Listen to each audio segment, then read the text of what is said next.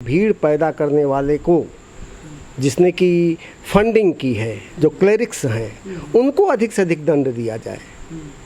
जैसे किसी मामले में उस बच्चे को दंड कम दिया जाए जो पत्थर फेंका है। जो पत्थर फेंकने के लिए पैसा दिया है उसको ज़्यादा दंड, और उसके लिए जो फंडिंग किया है उसको और ज़्यादा दंड। हमारे साथ राजनीतिक विश्लेषक जेपी मिश्रा जी हैं, उनसे हम बात करेंगे कि उनका क्या कहना है। सर, क्या कहेंगे इस पर, जिस तरह से सुप्रीम कोर्ट कह रहा है नुपुर शर्मा को, आप क्या कहेंगे? देखिए, माननीय सुप्रीम कोर्ट पर तो कुछ वैसे बोलना नहीं चाहिए, फिर भी जहाँ तक मेरी व्यक्तिगत कमेंट है, यदि क्षमा ही मांगना है तो नुपुर शर्मा जैसे जितने अपराध किए हैं, चाहे वो हिंदू पक्ष के हों चाहे मुसलमान पक्ष के हों, ये तो कोई है नहीं कि जघन्य से जघन्य कमेंट जो है हिंदू देवी देवताओं पे कर दिए जाएं, वो क्षमा न मांगें और छोटी सी गलती करके नुपुर शर्मा क्षमा मांगें। यदि माननीय सुप्रीम कोर्ट को देश की चिंता ही है, देश की आबो हवा सुदृढ़ करना चाहती है, स्वच्छ करना चाहती है, तो उन सारे लोगों को, चाहे हिंदू क्लेरिक्स हों चाहे मुस्लिम क्लेरिक्स हों, वो सब लोग एक दिन टाइम दे करके टीवी पर आकर के सब लोग क्षमा मांगें, तब देश का वातावरण बनेगा। केवल एक पक्ष को दोषी देने से क्षमा नहीं हो जाएगा, न तो वातावरण शांत होगा। वातावरण शांत करना है तो उस तरह के जितने अपराध, जितने लोगों ने कमेंट अखबार में दिए हैं, उनको टीवी के पैनल पे आना चाहिए क्षमा मांगने के लिए। सुप्रीम कोर्ट को जो जज हैं एक तरह से जस्टिफाई करने का प्रयास किए हैं। जैसे जो उदयपुर में जो घटना हुई, वो कह रहे हैं कि आप ही के कारण माहौल खराब हुआ। तो क्या जो ये अपराधी हैं जिन्होंने उदयपुर में जो घटना मतलब नृशंस हत्या की, उनका मन नहीं बढ़ेगा इससे? निश्चित रूप से उनका मन बढ़ेगा, क्योंकि जब आप किसी अपराधी को तवज्जो देते हैं, उसके ऊपर किसी तरह का जो आरोप पहले से लगा हुआ है उसको सिंप्लीफाई करते हैं, लिक्विफाइड करते हैं, तो वातावरण और ख़राब होता है। जब ये कन्फर्म हो गया कि चाहे वो किसान आंदोलन हो, चाहे अग्निवीर आंदोलन हो, चाहे कन्हैया कुमार की हत्या हो, जब ये कन्फर्म है कि ये सारे कार्य फॉरेन एडेड, फॉरेन फंडिंग के आधार पर की गई है, तो अब क्या बचा है उसमें? ये तो शर्म की बात है। अच्छे काम भी यदि फॉरेन फंडिंग से हो रहे हैं तो मेरे लिए बुरा है, ये तो बुरे काम है। सुरक्षा की बात, देश की सुरक्षा में हर एक आदमी को किसी भी बिंदु पर क्रिया प्रतिक्रिया व्यक्त करने का अधिकार है, लेकिन मेरा ये मानना है कि अच्छी प्रतिक्रिया भी यदि फॉरेन एडेड है तो भारत के बुरी प्रतिक्रिया से भी बदतर है। और भारत में ऐसा देखा जा रहा है, सामान्यतया किसान आंदोलन से लेकर के और मोहम्मद साहब के अपमान से लेकर के, अग्निवीर आंदोलन से लेकर के और कन्हैया कुमार तक, सब में फॉरेन एडेड है। और यह फॉरेन एडेड ही कमेंट, फॉरेन एडेड प्रतिक्रिया ही सबसे ज़्यादा देश के लिए हानिकारक है, क्योंकि एक भारत का नागरिक एक भारतीय की तरह यदि अपना कमेंट व्यक्त करता है तो अच्छा बुरा हो, लेकिन स्वागत है उसकी कमेंट का। लेकिन यदि वहाँ भाड़े का कमेंट है, भाड़े का बन गया है, पाकिस्तान का, अफ़गानिस्तान का या किसी इस्लामिक कंट्रीज़ का, तो ये देश के लिए बहुत घातक है। हमको समस्त आंदोलनों में विशेष रूप से देखने को मिल रहा है कि फॉरेन एडेड लोगों द्वारा भारत को अस्थिर करने की योजना चल रही है। जब से उत्तर प्रदेश में जब आपको याद होगा अखिलेश यादव, मुलायम सिंह यादव की सरकार थी, तो मुलायम सिंह यादव का एक बयान आया था कि लड़के हैं गलती हो जाती है। तो क्या सुप्रीम कोर्ट का बयान कुछ इसी तरह का नहीं है कि आपने बोला इसलिए इस तरह की घटना देश में खराब हुई, माहौल खराब? मुलायम सिंह ने ये कमेंट इसलिए दिया था कि उनको उम्मीद थी आगे चल कर के हमारा लड़का भी गलत करेगा, तो उन्होंने पहले से ही सावधानी बरती कि लड़के हैं गलती हो जाती है, क्योंकि उनको पूर्ण कन्फर्म था कि आगे चल कर के जो मेरा बेटा अखिलेश है ये बहुत गलत करेगा। तो सोचे कि पहले से ही ये कह रहेंगे तो कुछ जो है उसको सांत्वना मिल जाएगी। और रही बात जहाँ तक उत्तर प्रदेश की बात, तो उत्तर प्रदेश में स्पष्ट है कि जिन आंदोलनों को देखा है आपने इस बीच में, सीधे फंडिंग पे गए हैं। उत्तर प्रदेश सरकार किसी भी व्यक्ति को मारने से, पत्थर फेंकने वाले को पकड़ने के साथ सीधे फंडिंग पे गई है। और जिन लोगों ने फंडिंग किया है उन पर कार्रवाई की है।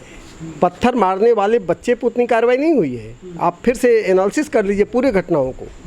यहाँ पे पत्थर मारने वाले बच्चे को, क्योंकि उत्तर प्रदेश सरकार ये जानती है कि ये बेचारे तो 500 रुपये के लिए पत्थर चला रहे हैं, तो इसलिए जितनी कार्रवाई हुई है फंडिंग की हुई है। और जब उनके बैंक अकाउंट खंगाले गए, जब उनका, तो सब एक ही जगह से कनेक्टेड निकल रहे हैं और ये कन्फर्म हो गया है कि ये सब भाड़े के लोग हैं। सुप्रीम कोर्ट ने जो बोला वो क्या फ्रीडम ऑफ एक्सप्रेशन के विरोध में जाएगा? क्योंकि जब यहाँ ज्ञानवापी में शिवलिंग निकला तो उन्होंने बोला फव्वारा है, उस पर तो हिंदुओं ने प्रतिक्रिया नहीं दी, किसी की गर्दन नहीं उतारी। लेकिन नुपुर शर्मा ने बयान दे दिया तो अब कह रहे, तो क्या मतलब अब जो है कोई पुस्तक से ही कोट किया है नुपुर शर्मा ने, हदीस से ही, अब सुप्रीम कोर्ट उन पे दोषी ठहरा रहा है। देखिए, सुप्रीम कोर्ट दोषी ठहरा रहा है, उसके against double bench full bench में हमारे अधिवक्ता लोग जाएंगे, वो अपनी जगह है। लेकिन रही बात जहाँ तक ज्ञानवापी विश्वनाथ मंदिर के प्रकरण का सवाल, तो ज्ञानवापी नाम ही बता रहा है कि ज्ञान और वापी शब्द पूरे कुरान में नहीं है, और रामायण में हर जगह ज्ञानवापी आया है, तो वह तो हिंदुओं का है ही। रही बात है कि हमारी एक शालीनता है कि न्यायपालिका फिर भी जो कहेगी वो हम मानेंगे, और ऐसा उधर से भी अपेक्षा करते हैं कि हमारे आपके मतांतरण में यदि न्यायपालिका का कोई कमेंट, कोई निर्णय आता है तो हम भी माने, आप भी माने। तो क्या जो समाज है क्या भीड़ तंत्र की तरफ बढ़ रहा है? क्योंकि हिंदू सड़क पे नहीं उतरे तो उनका पक्ष नहीं ले रहा है सुप्रीम कोर्ट, वो सड़कों पे उतर गए, उदयपुर में घटना कर दी, तो कह रहा है कि कन्फर्म है भीड़ तंत्र बड़ी तेज़ी से आगे पैर पसारने की कोशिश कर रही है। लेकिन इसके लिए लोगों को उत्तर प्रदेश के मुख्यमंत्री माननीय योगी आदित्यनाथ का अनुसरण करना चाहिए। भीड़ को कैसे समझाया जाता है, कैसे ठीक किया जाता है, और इसका केवल एक ही साधन है, वो ये है कि भीड़ पैदा करने वाले को, जिसने की फंडिंग की है, जो क्लेरिक्स हैं, उनको अधिक से अधिक दंड दिया जाए। जैसे किसी मामले में उस बच्चे को दंड कम दिया जाए जो पत्थर फेंका है, जो पत्थर फेंकने के लिए पैसा दिया है उसको ज़्यादा दंड, और उसके लिए जो फंडिंग किया है उसको और ज़्यादा दंड, और जैसा कि बुलडोजर बाबा कर रहे हैं। इसलिए देश को और हम आपको, समाज को मिल करके इन लोगों को अलग करना पड़ेगा कि कौन निरीह हैं, कौन पेट के लिए पत्थर चला रहे हैं और किनका दिल पत्थर का है। ये जो लोग करवा रहे हैं उनका दिल पत्थर का है, बल्कि उन बच्चों की तुलना में ज़्यादा घातक हैं और कष्टकारक है देश के लिए। रही जहाँ तक बात भारतीय व्यवस्था का, भारत के विकास का, भारत की एकता का, इस समय सबसे ज़्यादा जिम्मेदारी पढ़े लिखे लोगों की है, क्योंकि पढ़े लिखे लोग राजनीति से हट रहे हैं, समाज से हट रहे हैं, वो केवल अपनी रोजी रोटी कमाने, अपने ऐशो आराम में जा रहे हैं। यह बहुत घातक है, सबसे बड़ा घातक काम यही है। जब पढ़े लिखे लर्ने लोग, विद्वान लोग समाज में उतरेंगे, संघर्ष करेंगे और सत्य को लोगों के सामने रखेंगे, तो ही जाकर के एक नव, क्या कहते हैं, वो प्रसून जो है खिलेगा। और यहाँ पढ़े लिखे लोग यदि अपनी ड्यूटी से चूक गए, तो यह ड्यूटी आप चाहते हैं कि वो अनपढ़ गंवार, भूखा आदमी, पैसे के लिए पत्थर चलाने वाला मूर्ख कुछ परिवर्तन लाएगा, ये गलत है, क्योंकि वो तो करेगा ही। कष्ट की बात यह है कि ये जो पढ़ा लिखा तबका है, जो अपने को विद्वान मानता है, वो समाज सेवा के लिए, सत्य के प्रचारार्थ, सत्य समझाने के लिए, राष्ट्र को समझाने के लिए और आगे नहीं आ रहा है। क्योंकि स्वतंत्रता आंदोलन भी हुआ था तो उस समय भी सत्यार्थ प्रकाशन पहले छपा, सत्यार्थ प्रकाशन पढ़ करके लोग आंदोलित हुए। आज सबसे कष्ट की बात यह है कि जो पढ़ा लिखा तबका है वो एक्टिव नहीं हो रहा है, और उसके एक्टिव होने का ये सबसे ज़रूरी अवसर है, और वो चुके, क्योंकि अन्य किसी के ऊपर जिम्मेदारी दी ही नहीं जा सकती। एक आदमी है जो अनपढ़ है, उसको आप जिम्मेदार नहीं मान सकते। एक आदमी है जो गरीब है, जो कुछ नहीं जानता है, उसको नहीं मान सकते।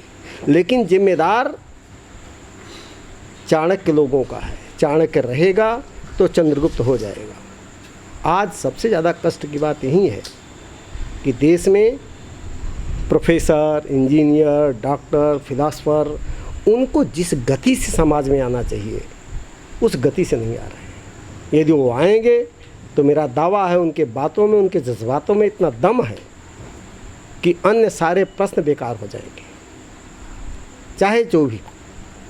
इसलिए हमारी विशेष रूप से गुजारिश है समाज के पढ़े लिखे और शिक्षित वर्ग का कि देश को संभालने की जिम्मेदारी आप ही का है।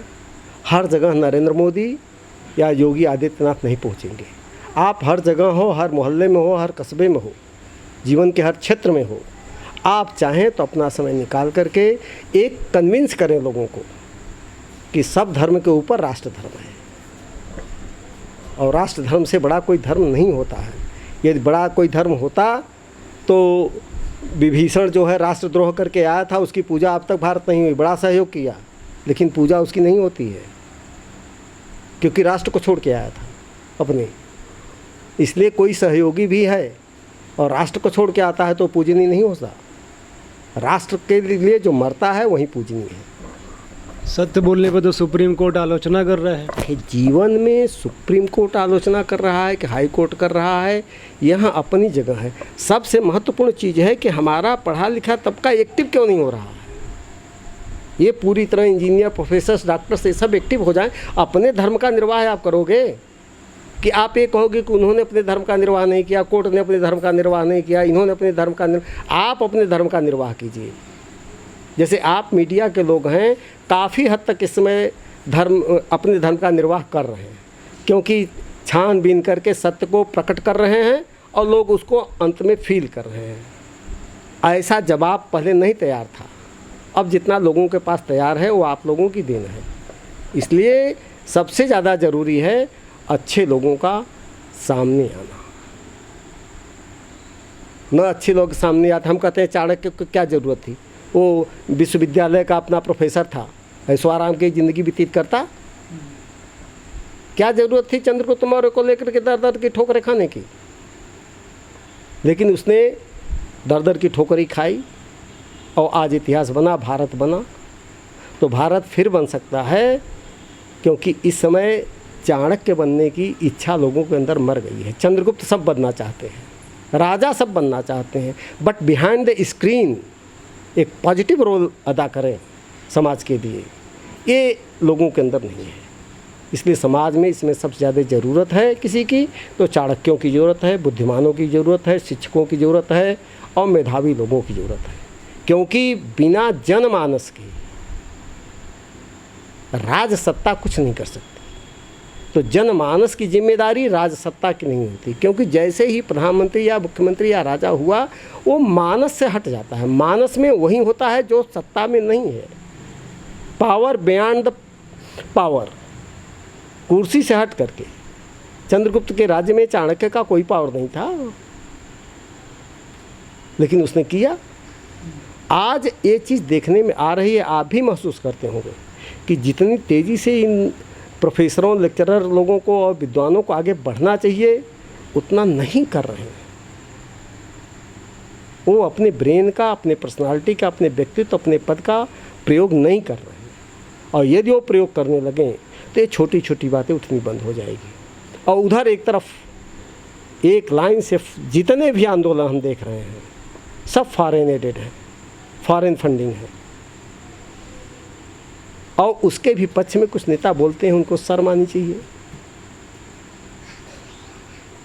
तो भारत के लिए सबसे ज़्यादा ज़रूरी है कि आप अपने बीच से जो प्रतिभाशाली लोग हैं, जो अच्छे लोग हैं, उनको अपना टाइम, बेशक समाज में मूर्खों के समाज में विद्वानों का इज्जत नहीं मिलेगी, वो ये भी अपेक्षा ना करें कि मुझे इज्जत मिलेगी या लोग मेरी बातों को सुनेंगे, लेकिन उसे वो अपना राष्ट्र धर्म समझ करके, क्योंकि मूर्खों के बीच जाएंगे तो आपको गाली ही मिलेगी, आप कितना हो बड़े विद्वान हो। क्योंकि विद्वान की इज्जत कर सकता है, मूर्ख की ये ड्यूटी नहीं है। लेकिन फिर भी विद्वान की ये ड्यूटी है कि मूर्खों को विद्वान बनाए। आज राष्ट्र धर्म के रास्ते पर यदि हम इतने लोग चलेंगे तो ऐसा कुछ नहीं। जब कश्मीर से 370 समाप्त हो सकता है, पूरा विश्व योग दिवस मना सकता है, तो आपके ज्ञान विज्ञान का परचम तो योग दिवस से ही क्लियर हो गया कि आप विश्व के सबसे महानतम संस्कृति के ध्वजवाहक हैं। अब बचा क्या है? जब इतनी बड़ी आपको संयुक्त राष्ट्र संघ ने दे दी, आपके संस्कृति को मान्यता, तो अब आपके पास क्या बचा है? अब आप केवल मेहनत कीजिए। जो लोग वंचित हैं, जो लोग अज्ञानी हैं, उनको ज्ञान दीजिए। और विशेष रूप से पढ़े लिखे लोगों में भी कुछ लोग फॉरेन एडेड हैं। ये फॉरेन एडेड को हटाना है। बुरा आदमी हो, यहाँ का हो, फॉरेन एडेड अच्छा आदमी भी नहीं चाहिए। एक विदेशी फंड को लेकर के कोई आदमी अच्छा अपना परचम लहरा रहा है तो नहीं चलेगा।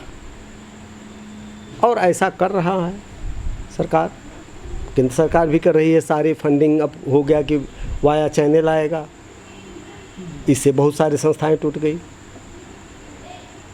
अब मदरसे की ही स्थिति देखिए, वो कह रहे हैं कि पढ़ाइए, फंड लीजिए, फिजिक्स केमिस्ट्री मैथ भी पढ़ाइए, इस्लाम पढ़ाइए, अच्छी बात है, साथ ही भी। और नहीं पढ़ाना चाहते हो तो फंड किस बात का? आरिफ मोहम्मद खान तो कह रहे हैं सारी समस्या की जड़ मदरसे ही हैं। हाँ, कह रहे हैं ना। नहीं, आरिफ मोहम्मद खान बहुत ही ओरिजिनल व्यक्ति हैं।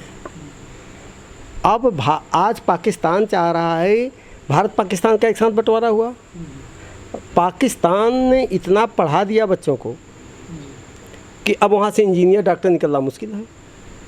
क्योंकि बच्चे को जब बचपन से ही सिखाया गया एक मुसलमान 3 हिंदुओं को मार सकता है तो 6 मुसलमान कितने हिंदुओं को मारेगा, जब वहाँ की गणित के बेसिक क्वेश्चन ये है, तो उस बच्चे से कैसे उम्मीद कर सकते हैं आगे चल करके वो बहुत बड़ा इंजीनियर डॉक्टर उसी निकलेगा? नरेंद्र मोदी का एक बात हम कोट करना चाहेंगे। नरेंद्र मोदी गए जापान, उन्होंने एक बात बहुत अच्छी बताई। उन्होंने कहा कि जापान के विकास के लिए वहाँ के लोअर केजी कक्षा 1 की किताब दी, उसको कोट किया उन्होंने।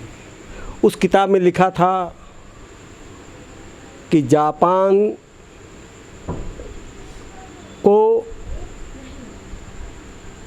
सबसे प्रिय बनाने के लिए आप क्या कर सकते हैं, सबसे उन्नतशील। उन्होंने बच्चों उत्तर था कि जापान को लोकप्रिय धनाढ़ संपन्न बनाने के लिए हम अपनी जान दे सकते हैं। दूसरा प्रश्न था किस देवता को मानते हो? उन्होंने कहा कि हम लोग भगवान बुद्ध को मानते हैं। तीसरा प्रश्न, यदि भगवान बुद्ध जापान को आंख दिखाएं तो क्या करोगे? भगवान बुद्ध को काट डालेंगे। भगवान बुद्ध को हम तब तक मानते हैं जब तक कि वो जापान को आंख न दिखाएं। मीन्स वहीं जननी जन्मभूमिश्च स्वर्गादप गिरीयसी। इसलिए जननी जन्मभूमि को जो मान रहा है वो भारत का सच्चा निवासी है, सच्चा साथी है, सच्चा विकासशील है। इसके अलावा अन्य बातें आपको बरगलाएंगी। टॉप पर उसको रखो, इंडिया फर्स्ट, मोदी के वर्डों में। सब कुछ ठीक है, हम हिंदू हैं, मुसलमान हैं, ब्राह्मण हैं, सिख हैं, ईसाई हैं, जैन हैं, क्या हैं, कैसे क्या करते हैं, यहाँ तक कि चोर उचक्के चाहे जो भी हों, लेकिन इंडिया फर्स्ट, भारत के नाम पर पहले, उसके बाद हमारा प्रोफेशन है। अच्छा है, बुरा है, चाहे जो है।